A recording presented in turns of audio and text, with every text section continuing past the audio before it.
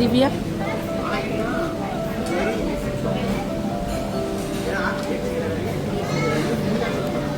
Hello, hi Divya, எப்படி இருக்கீங்க? This is வாயு. உங்களுக்கு தான் கொடுக்க சொன்னாங்க. சரி, நீங்கள் மொதல் பிடிங்க,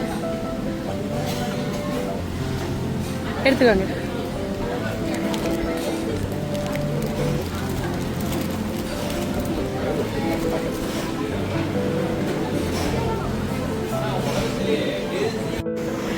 ஓகே, ஹாய் திவ்யா. உங்களுக்கு வந்து இன்னைக்கு புக்கே கிஃப்ட் வந்திருக்கு. ஸோ இன்னைக்கு உங்களுக்கு எந்த ஒரு ஸ்பெஷல் டேயோ இல்லை, எந்த ஒரு ஒகேஷனும் இல்லை. ஏன் வந்திருக்கு, யார் கொடுத்துருக்காங்க, ஏன் கொடுத்துருப்பாங்க, ஏதாச்சும் ஒரு ஐடியா கொடுத்துருக்காங்க? நீங்கள் ஒரு உங்களுக்குன்னு சொல்லி ஒருத்தவங்க கொடுத்துருக்காங்க. ஏன்னா இருக்கும். வேற ஏதாச்சும் ஒரு ஐடியா?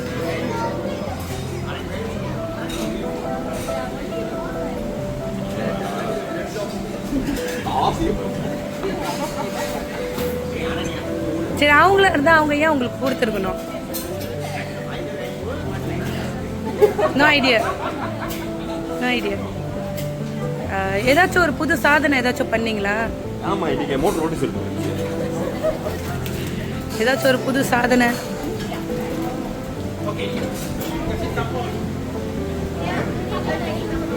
யாருக்காச்சும் தான தர்மம் பண்ணீங்களா? இல்லையா? சரி, ஒருத்தவங்க கொடுத்துருக்காங்க. ஆனால் ஏன் கொடுத்துருக்காங்க அப்படின்னு நான் ஒரு எம்பலப் உங்கள்கிட்ட கொடுப்பேன்.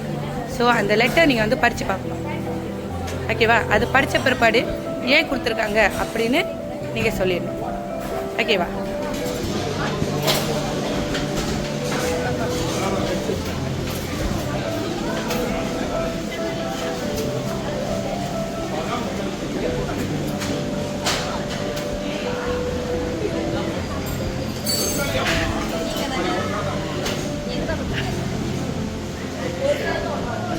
அதில் என்ன எழுதிருக்கு?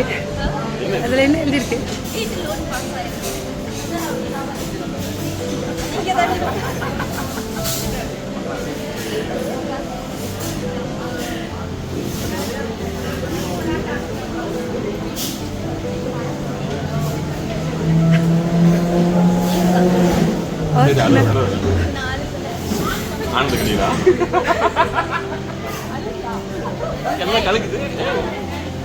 So congratulation for your achievement.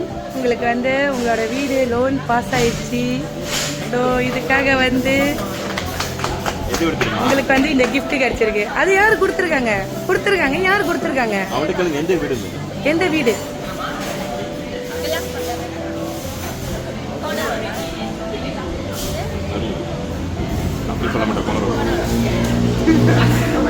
So அது யார் கொடுத்துருக்காங்க?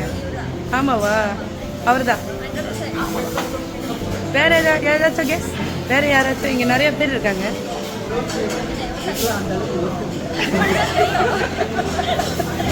அதுதானா? சரி, இதோட சேர்த்து உங்களுக்கு ஒரு கிஃப்டை கொடுத்துருக்காங்க. பார்க்கலாமா?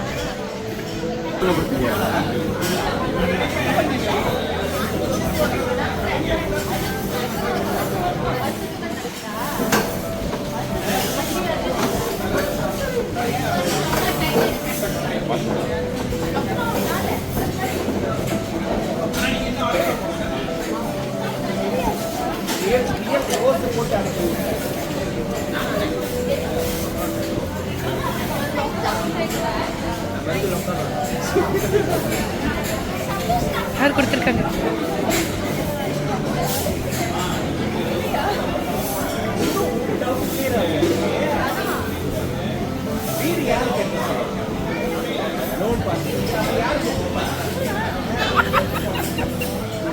இன்னும் ஒரு பெரிய கன்ஃபியூஷன்ல இருக்கீங்களா? இது யார் கொடுத்துருக்காங்க அப்படின்னு? இவ்வளோ கொடுப்பாங்களா? இவருக்கு கொடுத்தாரு.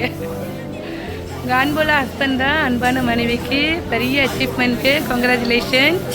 இந்த சிலையை போல் இன்னும் நீங்கள் ரெண்டு பேரும் ஒத்துமையாக எப்பயுமே இருக்கணும்.